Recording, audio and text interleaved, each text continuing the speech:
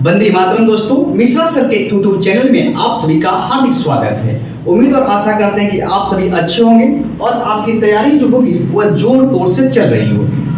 देखिए, BPSC PT qualify करने के लिए आपको बिहार स्पेशल पे एक मजबूत पकड़ बनाना पड़ेगा। आपके पास बिहार स्पेशल कोई आज आप नया नहीं पढ़ रहे हैं। आपके सामने मार्केट में कई सारे बुक अवेलेबल भी होंगे, आपके रूम में भी अवेलेबल होंगे। यूट्यूब पे कई सारे हजारों की संख्या में आपके पास वीडियो अवेलेबल हो सकते हैं जो बिहार स्पेशल पढ़ाए गए होंगे। हालांकि पिछले साल मैंने भी बिहार स्पेशल को मैथ के माध्यम से कुछ टॉपिक को कवर करवाया था, लेकिन आज आप बिहार स्पेशल की जो नई क्लास मैंने शुरू कर रहा हूं, इस क्लास को यानी आपका मैं 15 से 20 मिनट का समय लूंगा और इस 15 से 20 मिनट के समय जब आप हमारे साथ व्यतीत करेंगे तो इस 15 से 20 मिनट के समय जो आपने हमारे साथ व्यतीत किया, इसमें अगर बिहार की सीमाएं से अगर आपके प्रश्न पत्र में प्रश्न बनेंगे तो मैं गारंटी के साथ कह सकता हूं कि आपका प्रश्न जो आपका उसका आंसर जो आप देकर आएंगे वह आपके गलत नहीं होंगे।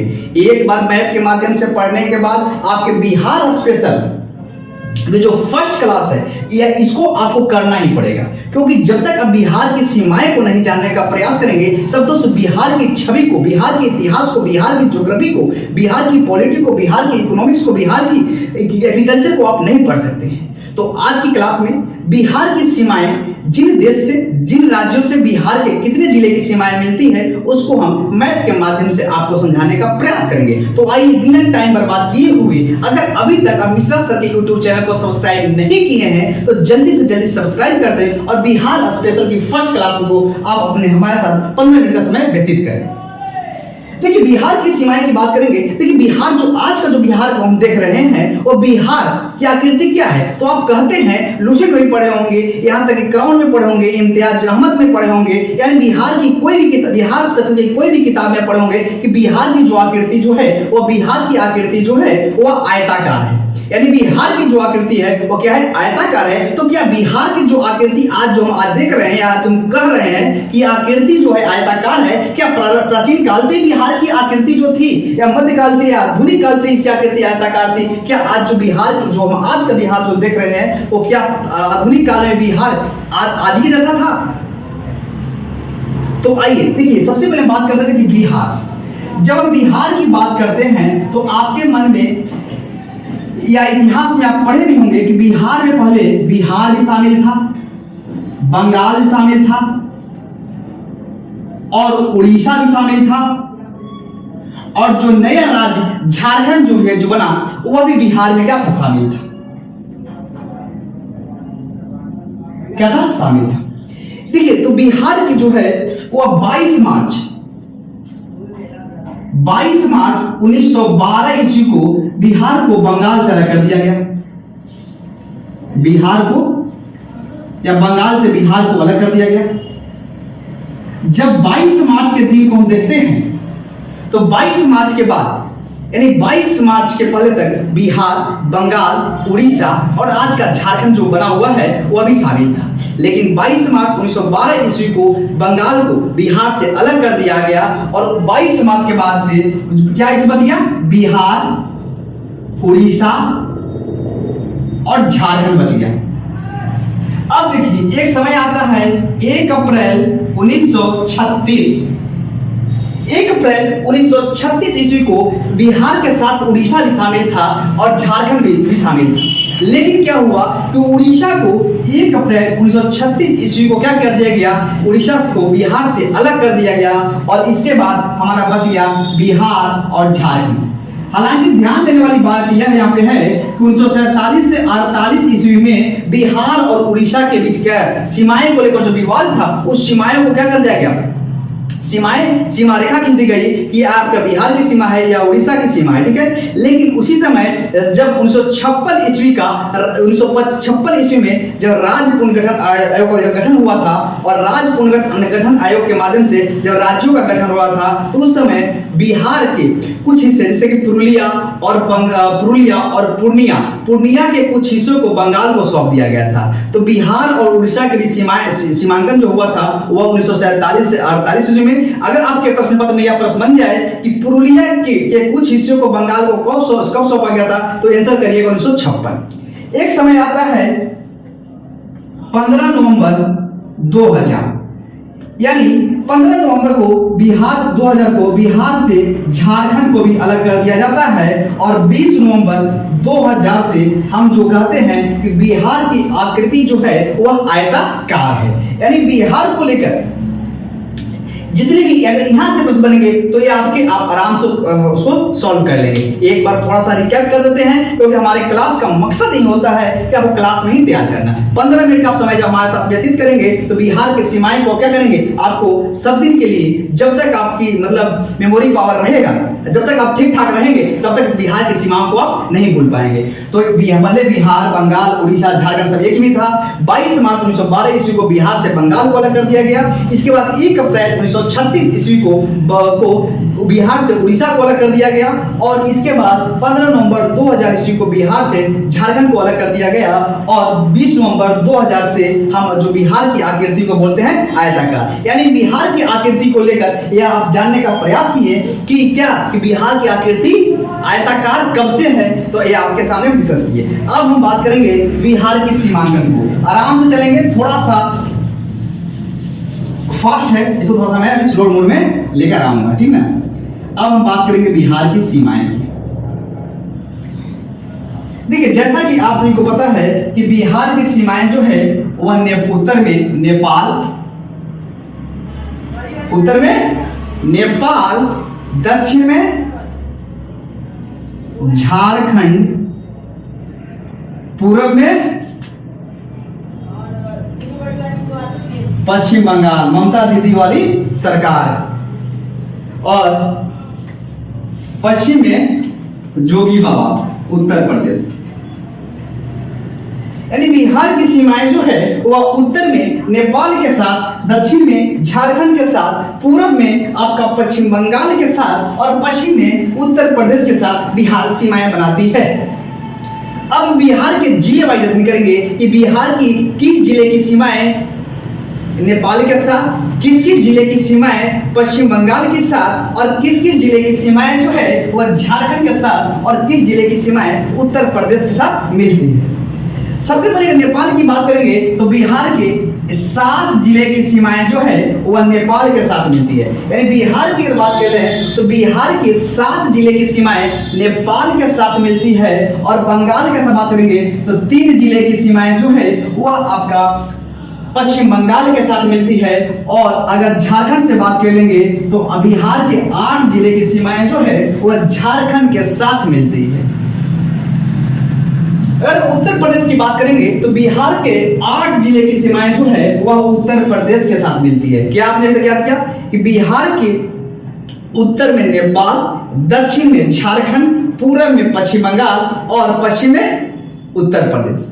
बिहार के 7 जिले की सीमाएं नेपाल के साथ मिलती है, 3 जिले की सीमाएं जो है वह पश्चिम बंगाल के साथ मिलती है, और बिहार के 8 जिले की सीमाएं झारखंड और उत्तर प्रदेश के साथ मिलती है। अब हम देखेंगे कि जो 7 जिले, 3 जिले, 8 जिले और 8 जिले, ये कौन कौन से जिले हैं जिसकी सीमाएं नेपाल से या बंगाल से, एक जिले को हम क्या करेंगे, अध्ययन करेंगे। सबसे पहले हम देखते होंगे कि यहाँ क्या है,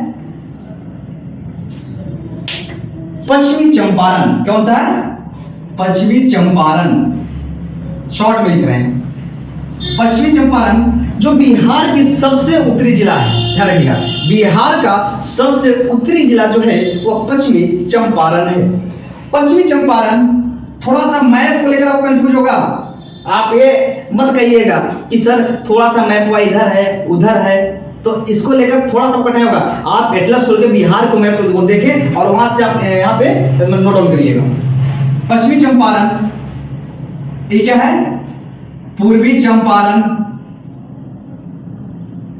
इसके बाद सीतामढ़ी, फिर मधुबनी, सुपौल, हम लोग एक रफ डायग्राम बनाए हैं, सुपौल, अररिया,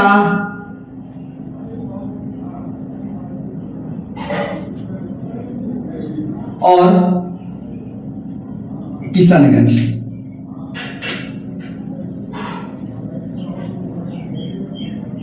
यानी गिनिएगा 1 2 3 4 5 6 7। यानी हमने अभी कुछ देर पहले बताया था कि बिहार के 7 जिले की सीमाएं जो है वह आपके नेपाल के साथ मिलती है। यह 7 जिले कौन कौन है? हो सकता है कि आपको उत्तर से दक्षिण को क्रम से पूछ दे, ठीक है? तो ध्यान रखिएगा, पहली जिला कौन सा है? पश्चिमी चंपारण, दूसरा पूर्वी चंपारण, तीसरा सीतामढ़ी, चौथा मधुबनी, पांचवा सुपौल, छठा अररिया और सातवां किशनगंज। कुछ लोगों को डाउट होगा कि सर शिवहर के बारे में नहीं बता रहे हैं। शिवहर की सीमाएं, शिवहर एक ऐसा जिला जो है जो बिहार के लैंडलॉक्ड जिला है और इसके साथ ही बात करेंगे कि इसकी सीमाएं नेपाल से नहीं मिलती है। अगर आपके प्रश्न पत्र में यह प्रश्न बन जाए कि बिहार के किस जिले की सीमाएं नेपाल के साथ सीमा साझा नहीं करती है, पहला ऑप्शन जो है आपका मिल जाए किशनगंज, ऑप्शन नंबर दूसरा मिल जाए आपको अररिया, ऑप्शन नंबर तीसरा मिल जाए सुपौल और चौथा मिल जाए शिवहर। तो क्या टिक करेंगे? शिवहर। शिवहर एक ऐसा जिला है जिसकी सीमाएं नेपाल से नहीं मिलती है, ठीक है? यानी क्या नेपाल से मिलती सीमाएं? याद करिए, पश्चिमी चंपारण, पूर्वी चंपारण, उसके बाद सीतामढ़ी, मधुबनी, सुपौल, अररिया और किशनगंज। यानी बिहार के 7 जिलाएं, जो उत्तर का जो था वह आपके सामने क्या हुआ? क्लियर हो गया, खलास हो गया। अब आइए बंगाल के। बंगाल से जैसा कि कुछ देर पहले मैंने आपको बताने का प्रयास किया कि बिहार के 3 जिले की सीमाएं जो है वह बंगाल के साथ मिलते हैं। थोड़ा सा मैं रिपीट इसलिए बार बार कर रहा हूं कि ताकि आपको क्लास में क्या हो जाए? क्लियर हो जाए। तो किशनगंज पहला जिला, ध्यान दिएगा कि किशनगंज, दूसरा क्या है? पूर्णिया। ये कौन सा है? यहाँ पे लिखते हैं, ठीक है? किशनगंज, एक मिनट, थोड़ा सा मैप छोटा है ना तो थोड़ा सा डाउट होगा आपको। किशनगंज, पूर्णिया और कटिहार।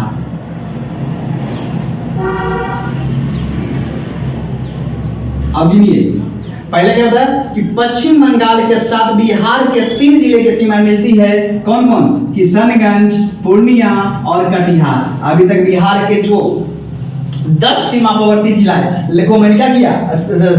7 इधर और 2 9 जिले की सीमाएं को क्या किया? आपको दिखाने का प्रयास करिए। तो बिहार के 3 जिले की सीमाएं जो है वो पश्चिम बंगाल के साथ मिलती है। वह 3 जिला कौन कौन सा है? किशनगंज, पूर्णिया, कटिहार। ठीक है, सीमाएं को मैं देख लिया था। अब हम देखेंगे कि बिहार के 8 जिले की सीमाएं जो है वह झारखंड के साथ मिलता है। वह 8 जिले कौन कौन से हैं? तो पहला क्या हो जाएगा? देखिए कटिहार, यहां से देखिए कटिहार। दूसरा हो जाएगा आपका भागलपुर, ये हो गया दूसरा भागलपुर। तीसरा हो जाएगा बांका। चौथा हो जाएगा आपका जमुई। पांचवा हो जाएगा आपका नवादा। छठा हो जाएगा गया। सातवां हो जाएगा आपका औरंगाबाद और 8वां जो हो जाएगा आपका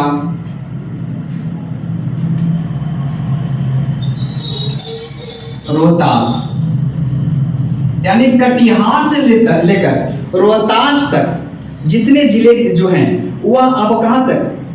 कटिहार से लेकर रोहतास तक के जितने जिले जो हैं दक्षिण के, उनकी सीमाएं जो है वह झारखंड के साथ मिलता है। या 8 जिले कौन कौन से है? पहला नंबर क्या है? कटिहार, दूसरा भागलपुर, तीसरा बांका, चौथा जमुई, पांचवा नवादा, छठा गया, सातवां औरंगाबाद और रोहतास। यानी इस बिहार के 8 जिले की सीमाएं जो है वह झारखंड के साथ मिलती है। अभी तक क्लास में हम बिहार की सीमाएं, जिनकी सीमाएं नेपाल से और पश्चिम बंगाल से, झारखंड से मिलती थी, उन सभी जिलों को हम देख लिए। अब हमारे बचे आपका बुलडोजर वाले बाबा के जितने भी सीमाएं हैं उनको भी हम देख लेंगे कि उनके कितने बुलडोजर वाले बाबा जो हैं उनके कितने जिले की सीमाएं हमारे बिहार को स्पर्श करती है। तो जैसा कि मैंने कुछ देर पहले बताया कि बिहार के 8 जिले की सीमाएं जो है वह उत्तर प्रदेश से क्या करता है? स्पर्श करता है। यहाँ 8 जिले की कौन कौन से हैं? तो पहले याद रखिएगा, रोहतास,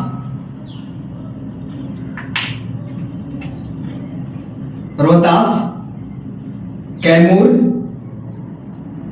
तीसरा हो जाएगा आपका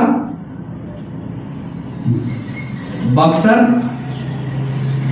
भोजपुर भोजपुर, सारण, सिवान, उसके बाद आपका गोपालगंज और पश्चिमी चंपारण, ठीक है ना। तो यह अगर हम बात करेंगे तो तीसरा हो गया आपका बक्सर, चौथा आपका क्या हो जाएगा भोजपुर, पांचवा आपका क्या हो जाएगा सारण, छठा हो जाएगा आपका सिवान और सातवां हो जाएगा आपका गोपालगंज और आठवां जो होगा पश्चिमी चंपारण। यानी बिहार के 8 जिले की सीमाएं जो है वह उत्तर प्रदेश के साथ मिलती है। कौन कौन? रोहतास, कैमूर, बक्सर, भोजपुर, सारण, सिवान, गोपालगंज और पश्चिमी चंपारण। यानी बिहार के जितने जिले की सीमाएं आपका नेपाल से, जितने जिले की सीमाएं आपके पश्चिम बंगाल से, जितने जिले की सीमाएं जो है झारखंड से और जितने जिले की सीमाएं जो उत्तर प्रदेश से मिली थी उसको आपके सामने हम डिस्कस करने का प्रयास किया। जिनको स्क्रीनशॉट लेना है वह स्क्रीनशॉट ले, फिर आगे हम बढ़ते हैं।